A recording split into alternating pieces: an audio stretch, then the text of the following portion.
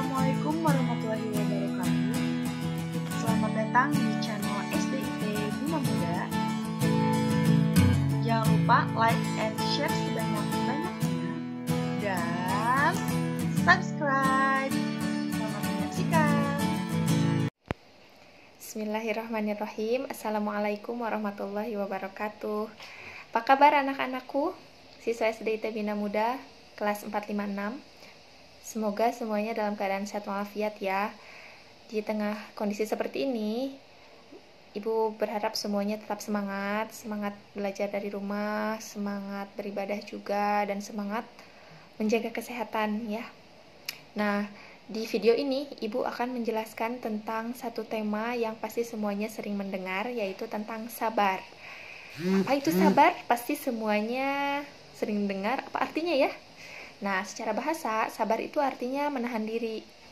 Kalau Islam itu memandang sifat sabar ini sebagai sifat yang terpuji, salah satu sifat yang terpuji yang harus dimiliki oleh orang-orang yang beriman kepada Allah Subhanahu wa Ta'ala. Sabar itu ada 3 bentuk anak-anak. Perhatikan ya, yang pertama, sabar dalam ketaatan. Contohnya apa? Sabar dalam ketaatan. Sabar dalam ketaatan contohnya kita menahan diri dari sifat malas melaksanakan ibadah. Ibadah sholat, ibadah puasa, mengaji, belajar juga termasuk ibadah. Nah, ketika kita menahan diri untuk tidak malas melaksanakan ibadah, kita sudah bersabar. Seperti itu.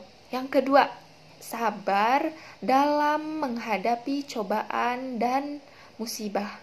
Ini ada kisahnya, salah satu Nabi Allah, yaitu kisah Nabi Ayub alaihi salam. Pasti semuanya sudah pernah mendengar kisah Nabi Ayub ya. Ibu akan beritahu sedikit. Jadi Nabi Ayub alaihi salam ini adalah salah seorang Nabi Allah yang memiliki kesabaran yang luar biasa. Nabi Ayub ini Allah karuniai nikmat yang banyak. Seorang Nabi yang kaya raya, memiliki 12 putra, kemudian taat beribadah juga. Nah, kemudian Allah berikan ujian kepada Nabi Ayub. Ujiannya Allah beri ujiannya seperti yang pertama, semua tanaman di kebun Nabi Ayub yang luas itu dan binatang ternak yang Nabi Ayub miliki semuanya musnah dalam satu hari, diserang oleh hama penyakit. Nabi Ayub tetap bersabar menerima ujian itu.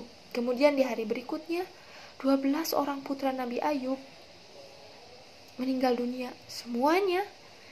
Tentu saja Nabi Ayub merasa sedih, tetapi menerima ujian itu Nabi Ayub bersabar, Nabi Ayub ikhlas. Nabi Ayub sadar bahwa semuanya hanya titipan dari Allah.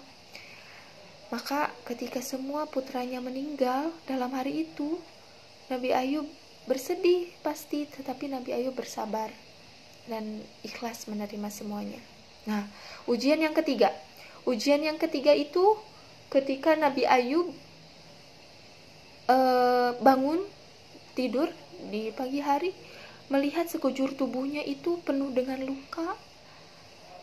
luka yang parah. Nabi Ayub diberi ujian penyakit kulit yang langka dan sangat parah, sampai-sampai Nabi Ayub itu diusir dari tempat tinggalnya oleh orang-orang sekitar karena takut ketularan. Kemudian bersama istrinya Nabi Ayub pindah ya dari sana, dan Nabi Ayub tetap bersabar menjalani hari-harinya dengan penyakit seperti itu. Tetapi seiring dengan berjalannya waktu, sudah 18 tahun berlalu anak-anak. Istrinya Nabi Ayub kemudian meminta Nabi Ayub untuk berdoa kepada Allah. Wahai suamiku, bukankah kau seorang nabi yang setiap doamu pasti Allah ijabah? Kenapa engkau tidak meminta kepada Allah untuk disembuhkan dari sakitmu gitu? Kemudian Nabi Ayub bilang, wahai istriku, kita sudah berapa lama diberikan nikmat oleh Allah? Kata istrinya, sudah 20 tahun kita diberikan kenikmatan itu yang melimpah hartanya ya putra-putra yang banyak. Aku malu, kata Nabi Ayub, aku malu meminta kepada Allah segera disembuhkan. Kita baru 18 tahun katanya diuji seperti ini. Itu lebih sebentar dibandingkan kita diberi nikmat oleh Allah. Lalu istrinya menuruti kata-kata Nabi Ayub untuk tetap bersabar, menerima semuanya. Nah, seiring dengan berjalannya waktu, Nabi Ayub semakin tua, kemudian sakitnya itu semakin parah dan menyulitkannya dalam beribadah. Nah, kemudian Nabi Ayub berdoa kepada Allah, "Ya Allah, sakitku ini telah membuatku kesulitan dalam beribadah kepadamu. Maka aku memohon untuk disembuhkan dari sakit ini." Kemudian tiba-tiba ada suara yang menyuruh Nabi Ayub untuk menghentakkan kaki ke tanah dan muncullah air. Nah, suara itu kemudian bilang, "Pakailah air itu untuk minum dan berwudu dan mandi." Dan Nabi Ayub menurutinya, dan seketika itu pula Nabi Ayub sembuh dari sakitnya. Dan Nabi Ayub bersyukur, "Terima kasih ya Allah, Engkau telah menyembuhkan sakitku ini dan aku bisa beribadah dengan lebih baik lagi kepadamu." Nah, Nabi Ayub itu bersabar menerima ujian yang Allah berikan, kemudian Allah ganti semuanya menjadi kenikmatan gitu. Jadi buah dari kesabaran itu adalah kenikmatan yang berlipat-lipat. Nah, itu bentuk sabar yang kedua ya, sabar dalam menerima cobaan dan musibah. Contoh kisahnya adalah kisah Nabi Ayub alaihissalam. Nah, yang ketiga yaitu sabar dalam kemaksiatan. Maksudnya apa nih sabar dalam kemaksiatan?